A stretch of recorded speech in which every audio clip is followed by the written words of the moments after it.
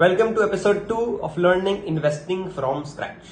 पहले क्लास में हमने समझा कि यार इन्वेस्टिंग होती क्या है, क्यों जरूरी है, what is the purpose of investing and why do we actually even need to do it, and अगर करें तो करें कैसे, कौन सी प्रकार की इन्वेस्टिंग है। जो हमने समझा कि एक्टिव वे ऑफ इन्वेस्टिंग है, पैसिव वे ऑफ इन्वेस्टिंग है। But now the question always comes in कि आप बोलते हो पैसा अपना एक अच्छे एसेट में इन्वेस्ट करो, एक अप्रिशिएटिंग एसेट में इन्वेस्ट करो जो आपके पैसे को काम पे लगाए, बेसिकली आपका पैसा खड़ा ना रहे। वो बात तो ठीक है, बट अब कौन से अलग अलग एसेट्स होते हैं ये भी समझना जरूरी है।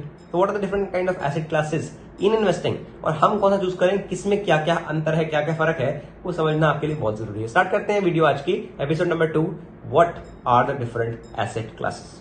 बस देखिए, स्टॉक मार्केट एक बहुत ही छोटा पार्ट है पूरे फाइनेंशियल वर्ल्ड का।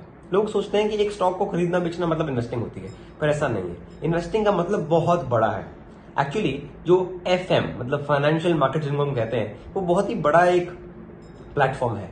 आप समझिए जहाँ पे सारा पैसे का लेन देन हो रहा है। अब वो सिर्फ स्टॉक्स के जरिए नहीं होता, वो अलग अलग इंस्ट्रूमेंट्स के जरिए होता है। काफी लोग सोने में खरीदी बेची करते हैं, काफी चांदी में, काफी क्रिप्टो करेंसी में, काफी फॉरेक्स में, काफी स्टॉक्स में, काफी इंडाइसिस में, बहुत चीजें होती हैं। और ये अलग अलग इंस्ट्रूमेंट्स अलग अलग इंसानों के लिए बनाए गए हैं, क्योंकि सबका सिचुएशन अलग है, सबका एक नीड मार्केट से अलग है, सबकी रिस्क एपेटाइट अलग है, हर एक चीज अलग है। वो नीड्स के हिसाब से आप इंस्ट्रूमेंट चूज कर सकते हैं। तो बेसिकली बात सिंपल है, एसेट क्लासेस बहुत प्रकार की हैं, और अगर उसमें मैं डाइवर्सिफाई करना चाहूं तो मैं उनको 2 कैटेगरीज में बेसिकली बांट सकता हूं। बहुत सिंपल लैंग्वेज समझाऊंगा ताकि आपको क्लासिफिकेशन समझ आए कि अलग अलग एसेट क्लासेस अलग अलग क्यों है, कैसे एक स्टॉक गोल्ड से डिफरेंट है, कैसे बेसिकली स्टॉक जिसको हम इक्विटी बोलते हैं वो कमोडिटी से डिफरेंट है, क्यों है, कैसे है, समझेंगे अभी इस वीडियो में। वेल, 2 जो मैंने कैटेगरीज आपको बताई उनको हम कहते हैं fixed income versus growth oriented instruments. Fixed income मतलब कि जो एसेट्स आपको पक्का इनकम दे, पक्की इनकम, फिक्स्ड इनकम,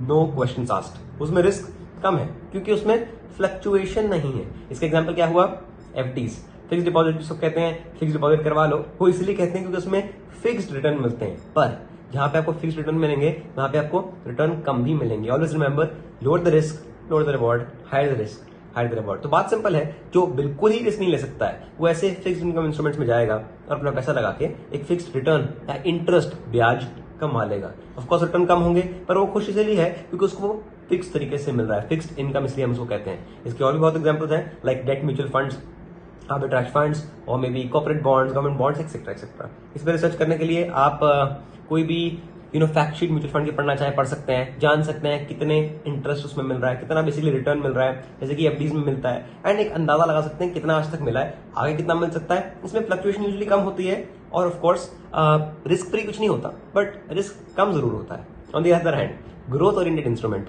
इससे काफी ज्यादा रिस्की होते हैं, जैसे कि इक्विटीज मतलब द स्टॉक मार्केट। अब इसमें क्या हो रहा है, आप किसी कंपनी में पैसा लगा रहे हैं, तो कंपनी बढ़ने को 10 गुना भी बढ़ सकती है, मतलब पैसा बहुत बन सकता है।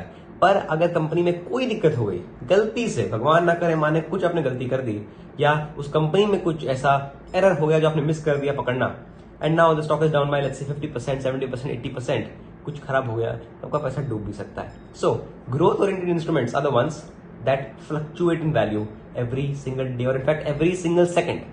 हर सेकंड शेयर का भाव घटता बढ़ता है और बहुत आम सी बात है, और अगर आप इसको हैंडल नहीं कर सकते तो आपने इधर नहीं आना, क्योंकि स्टॉक मार्केट या क्रिप्टो करेंसीज या रियल एस्टेट ये सब बहुत एडवांस्ड एसेट क्लासेस होती हैं, और इनको समझने के बिना इनमें काम नहीं करना चाहिए क्योंकि इनके भाव घटता बढ़ता रहता है। सिंपल सी बात है। अब स्टॉक मार्केट में भाव आपका ऊपर नीचे होता है, क्रिप्टो करेंसी में तो और ज्यादा तेजी से होता है। आप देखेंगे तो काफी कॉइन्स होते हैं जो आज थे कल बचते ही नहीं है, और काफी होते हैं जो आज थे कल 100 गुना हो जाते हैं। द वॉलेटिलिटी इज एक्सट्रीम, मतलब कि चीज बहुत तेज ऊपर नीचे बढ़ती घटती है, एंड इसलिए रिस्क भी उतना ही बढ़ जाता है। वेल, अब लॉजिक ये होता है हमारा कि देखिए, इतना भी कम रिस्क ना लेंगे कुछ बने ही ना पैसा, और इतना ज्यादा भी ना लें कि सारा डूब ही जाए। So actually we need to find a way where we can find a balance of both fixed income and growth, जिससे कि हम एक सॉलिड पोर्टफोलियो बना पाए और अच्छे रिटर्न्स कमा पाए, कि सेफ्टी भी हो पर ग्रोथ भी जरूरी हो, वरना आप अमीर बन नहीं पाएंगे। सो एपिसोड 3 में यही जानेंगे एक पोर्टफोलियो क्या होता है और कैसे अपने एसेट्स को एलोकेट करना होता है, फंड को एलोकेट करना होता है कैसे, what is fund allocation, what is a portfolio, and how do we build that in the next episode for you all. मिलते हैं एपिसोड 3 में।